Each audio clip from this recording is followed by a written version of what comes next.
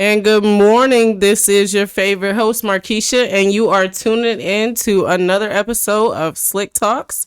It's great to be here with you this morning. We have a lot going on in our world. So if you're here with me, that's a blessing. I have two beautiful women actually in the studio with me this morning. So thank you both for being here as well. It's a blessing to have you here.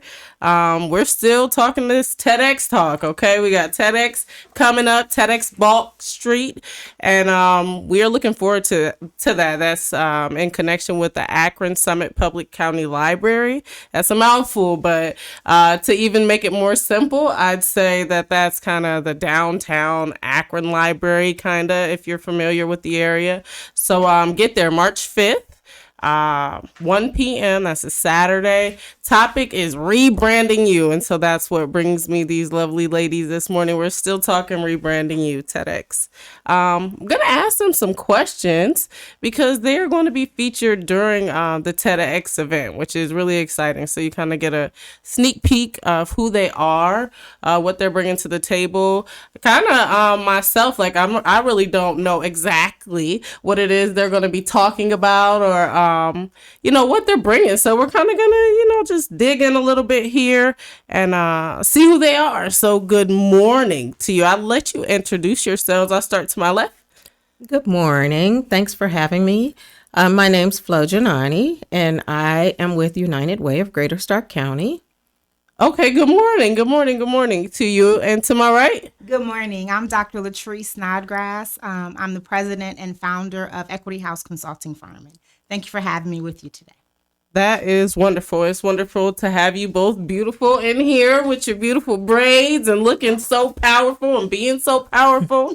I guess it's kind of part of the concept of rebranding you, what all you've done in your lives. So I'm kind of using my platform to just be transparent with people about where I am in my life, what I want to be. And I'm using this great TEDx opportunity to kind of like suck up knowledge from everybody that I can, all these wonderful, powerful people that are involved that I can learn from because, we've all lived a life and I'm trying to elevate. It's time to elevate. I just turned 35. So, all my slick talkers, tune in if you want to get some tips.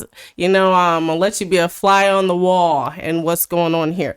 But this morning, we want to ask a few questions. So I'm going to start over here to my right, Miss Latrice. What inspired you to do this TEDx talk, first of all? You kind of told us what you do and who you are in that sense. So how did that tie in? So this has been something that has been on my bucket list for probably the last decade.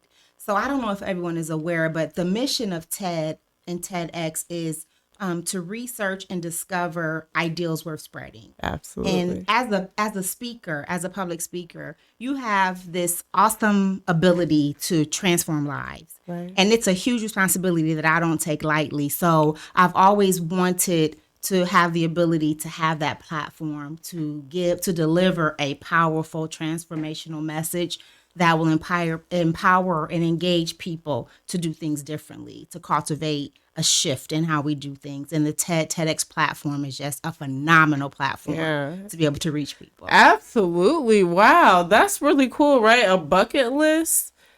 That's really awesome. That's power pack within itself right there. So you stuck with that to achieve that, which is great. Congratulations to you. And that's big time. That's awesome.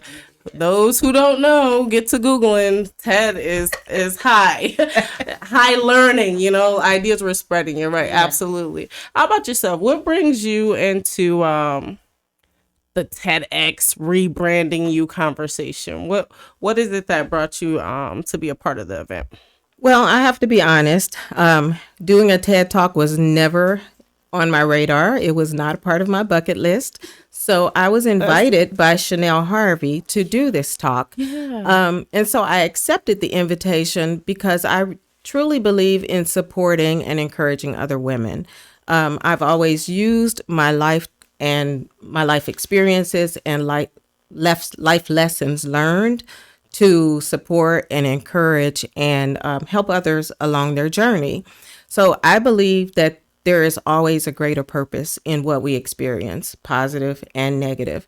And sometimes that purpose is for you specifically, individually, but sometimes that purpose is to help others, for others to learn from your example and learn from what you've learned, just to help them deal with some of the crossroads in their lives. And so I see the TEDx talk as an opportunity to reach many women with a message, and it just might be the perfect time for them. I think absolutely. I'll be one of those there listening. So I'll be looking forward to the advice that I can get and the wisdom. So then with that being said, what can attendees expect to hear from you? So for me, my subject matter is kind of heavy, right? And some may even deem it a bit controversial, but I think that I know that controversial conversations are important. We just have to have them in a safe space, right? So I've created content that is going to take this heavy subject matter and make it relatable through anecdote stories, personal experiences. And my hope is that, like I said a little bit earlier, that people will be empowered and engaged and help them channel their efforts more effectively as advocates for health equity and the eradication of race-based health disparities. Woo. Wow. Yeah. So I worked in public health. So that's like, I'm like, that's a lot. So, I'm with the Keep Hope Alive on that side though. I just decided to switch it up and do it on the radio. I'm still coming for you. So, how about you? What would attendees expect? Thank you so much for that, by the way. Expect to hear from you and your TEDx talk speak. So attendees can expect to be encouraged to be willing to make life-altering decisions that align with their personal values and priorities, to be self-reflective and determine if they're living life according to their own terms, as opposed to trying to live up to the expectations of others. They can also hopefully understand that sometimes changes don't have to be permanent. But they might be necessary at a given time in order to reach your desired goals. You can always pick up where you left off, but you can also possibly discover a new way of doing things that you might not have ever considered otherwise. Right. Wow. You ladies, I should say, are really digging deep into it. There's so many things there that I relate to in my life right now. That you said. We won't even dig into it. Let's just say I'm excited about what it is that you're going to talk about. And I guess the word that's coming in my spirit is the word permission, like just giving yourself permission to do those things that might be a little tough, maybe even misunderstood, but so important to development. So that's wonderful. I look forward to hearing what you ladies bring to the table. I guess before we take a break here, this concept rebranding you, for me, it was so perfect. I was like, wow, God, you're going to let me, it wasn't even bucket list for me. I was just a huge fan, but when the opportunity arose, it's just like rebranding you fit so much so in with my life. How about whoever would like to go first? What does rebranding you mean to you? Like, what is the concept? We only have a couple minutes, so we probably won't make it. I can start. So to me, rebranding for me meant being my authentic self, unapologetically, in the areas that mattered most to me.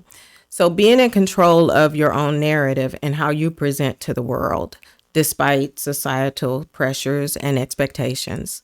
And the reason why it means that to me is when I went to college and when I was starting my career, I defined success based on pretty much just what your professional career was. And for me, I placed a lot of value in what other people thought of me. And I felt that I was going to be measured by what other people thought. But it was at a particular point in my life that I came to realize that what mattered most is what I thought of myself. Right. And more importantly, Was I using the gifts that God gave me in the best way? Was I making the most of those gifts and using them in a way that was honoring to Him and pleasing to Him? Because that's something that's really important to me. Absolutely. So as long as you have breath in your body, you are able to live your best life, personally, professional, and otherwise. I agree. I agree wholeheartedly. um, Man, purpose. That's the word I'm hearing in that point. Purpose, knowing your Yes. purpose. I have definitely been guilty of not, even though like in the fifth grade I was writing poems about like what's my purpose in life. Somewhere between there and here. You could find yourself, if you're not careful, being kind of like that leaf on a tree rather than that anchor, and then you're looking back and you're like, whoa. So that's knowing your purpose and following that purpose. It allows you to have a path. Don't get off track. Get those young ladies. We want the young ladies to come listen to this. We want everyone to come, but young ladies, come listen to this. Stay on track. What is rebranding you? What is that? Why are you part of this talk? Rebranding you. So it's crazy, because not crazy, because I believe everything has a divine intent, but I am in a rebranding season in my life. Right. So last year I published my debut book, Justice for the Health of It. I started my consulting firm. I can say, thank you. I started my consulting firm, Equity House, and I'm currently reading this phenomenal book by a young lady named QB Springer, and it's called "I Am My Brand: How to Build Your Brand Without Apology." Right. Okay. So for me, it means as an African American female, I have to be able to show up in spaces that aren't always welcoming of me, aren't always designed for me. Are you sure? I'm sure, girl. Oh, okay. Just checking. But it's okay, because I'm gonna show up and I'm gonna be ready, right? So Right. personally and professionally, it's about kind of how you said, showing up in a space unapologetically, being able to bring your entire self to that space and making sure you're prepared to show up in that space. Because sometimes we end up in places and we're not ready to handle what's gonna come, because with blessing comes trials, right? Oh, yeah. Sometimes. So you have to make sure you're ready. So rebranding is just all about being self-aware and maximizing and leveraging that self-awareness in the spaces that you show up, professionally and personally. Yes. Right. Self-awareness. Yes. That's huge. Yes. All right. Well, be aware that we're on our way back after these commercial breaks, and we're talking rebranding you, Tedx, Balch Street. You don't want to miss this. More details on tickets coming after the break. Thanks for listening to Slick Talks.